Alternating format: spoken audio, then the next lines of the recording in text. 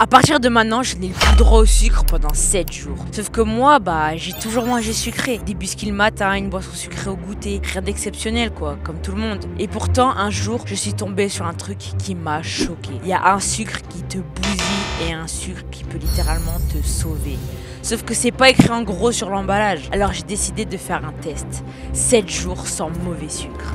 Et si j'y arrive pas, je vais devoir refaire l'expérience, mais pendant 1 an. Et spoiler, j'ai sous-estimé la mission. J'ai un peu lu et j'ai vu un nutritionniste sur YouTube. Il disait « Le sucre transformé te rend dépendant, il agit comme une drogue sur le cerveau. » Bon je vais tester pour voir si vraiment je ne peux pas m'en passer pendant 7 jours. Et si je ne peux pas m'en passer, si j'en ai vraiment envie pendant ces 7 jours, ça voudrait dire que c'est littéralement une drogue. Les amis, jour 1, je viens d'enlever tout ce qui est soda, gâteau, tout ça.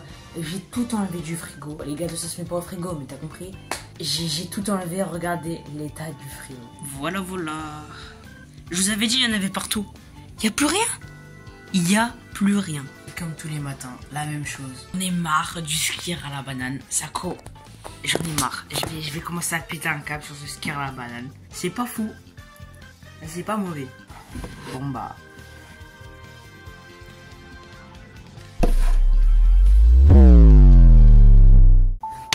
Jour 3, je mange des fruits, du skyr. Le bon sucre, je t'en parle juste après. Mais là, je vous avoue, je commence un peu à me sentir fatigué. Genre, je sais pas comment expliquer, mais je me sens un peu fatigué.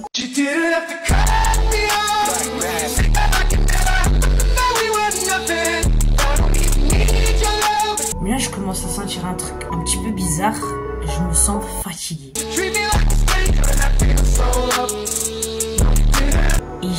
Et j'ai la dalle, je vous avoue, j'ai vraiment faim. J'ai vu, mais c'est parce que mon corps panique quand il a pas de sucre rapide. Genre, tellement il est pas habitué, du coup, il stresse.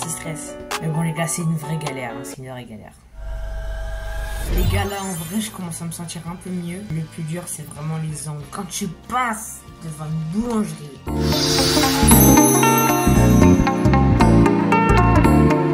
où tu vois une pub McDo,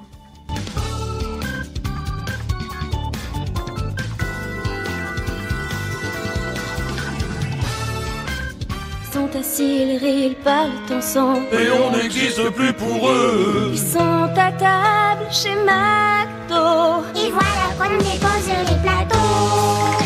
Ils n'ont plus besoin de nous. ton cerveau il est là, il dit va manger, t'as faim. Et c'est là malheureusement que tu vois que c'est pas une simple nourriture, hein. C'est une addiction. Les gars, j'ai failli craquer. Une part de moi, elle était là, elle s'est dit allez, tu mérites. Et l'autre voix, elle m'a clairement dit frérot, c'est presque la fin là, t'as bientôt fini, tu peux pas craquer maintenant. J'ai bu de l'eau, j'ai respiré et j'ai tenu.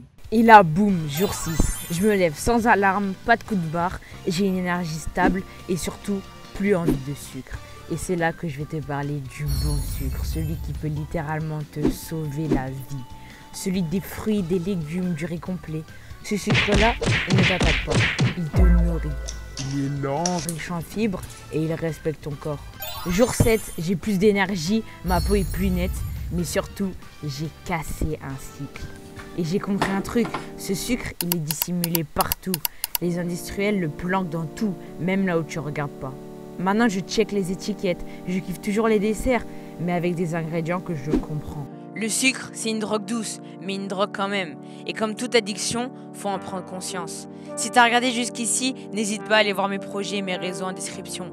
Abonne-toi parce que la prochaine expérience va encore plus loin. C'était Lexou, ciao!